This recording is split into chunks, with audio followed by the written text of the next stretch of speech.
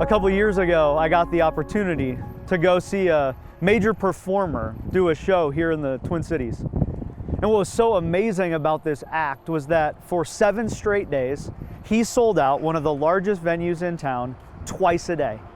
So every day for 7 days, 20 to 40,000 people were putting up with chaos, were putting up with traffic and congestion just for a couple hours of entertainment. And my wife and I enjoyed those 2 hours to see this major performer put on what turned out to be an amazing show. And I wonder a little bit if that's the type of reception that Jesus received as he returned to Galilee early in his ministry.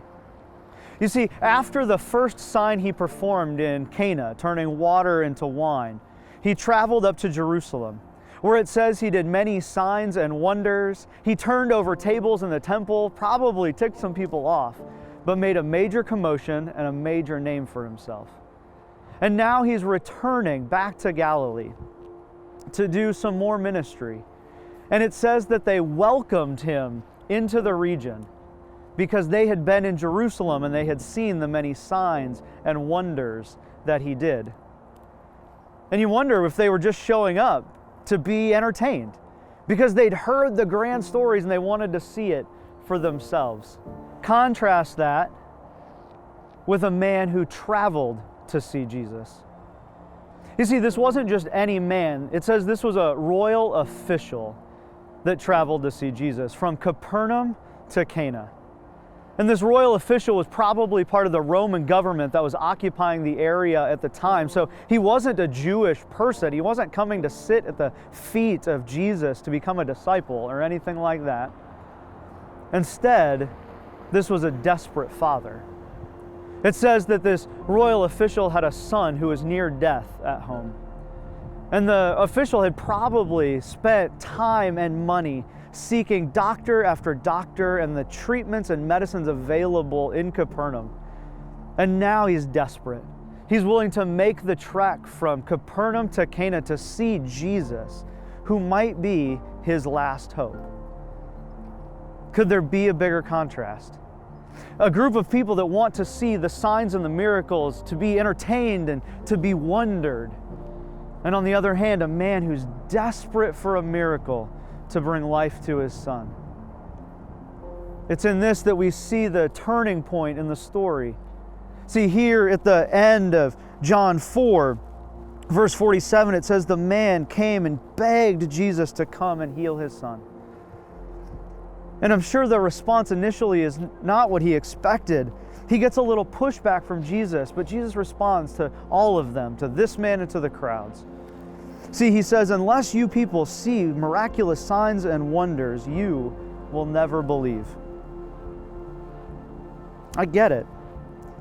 We live in a time where I'll believe it when I see it. We trust our own eyes and our own experiences, and that's what really shapes how we see the world. It's as trivial as when Uncle John tells you about the big fish that he caught, right? I'll believe it when I see it. But it gets on to bigger things. And we say that line with a little bit of skepticism, and I can imagine that the people here in Jesus' day were just a little skeptical of who Jesus was and who he claimed to be. But this royal official, see, he isn't deterred by Jesus' pushback. Remember, he's desperate, and he has come because he believes that Jesus is his hope. And so he responds, "Sir," he says, "come down before my child dies." See, he has faith, he has belief that Jesus can do exactly what all the stories and everyone has been telling him he can do. And then Jesus gives him, I think, maybe a response that he didn't even believe for himself. You see, because he's been begging Jesus to come to his home, make the trip from Cana to Capernaum to heal. But instead, Jesus says in verse 50, "You may go, your son will live." Another contrast, right? The man is asking him to come, and Jesus says, "Go. You can return home. Your son will live." I mean, how shocking that would be, right? This is the sign. This is the miracle that Jesus performs. He isn't doing magic. He isn't sprinkling pixie dust. He isn't doing something that is just crazy. Instead, the author of all life spoke health into existence. The one that John tells us was the Word made flesh, the one that was from the beginning and spoke all things into existence, has now spoken health over this boy. He tells this father, "Go, return to your son, and he will live." That's the miracle. He didn't need proximity. He didn't need to touch. He could speak truth. And it says, the next line, something I think we can all learn and hold on to, is the man took Jesus at his word and departed. He didn't need to see it.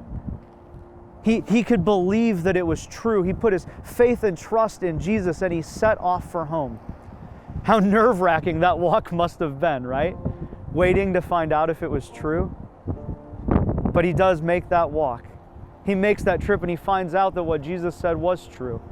And because he believed, he could tell his entire family and his friends about what Jesus had done and who Jesus was.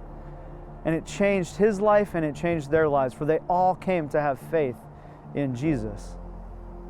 See, this was the second sign that Jesus performed, pointing to his glory and pointing to his power.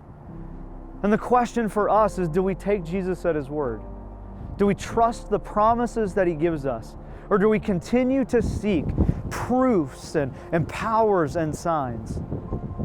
Because it will change our life when we can do what this official did.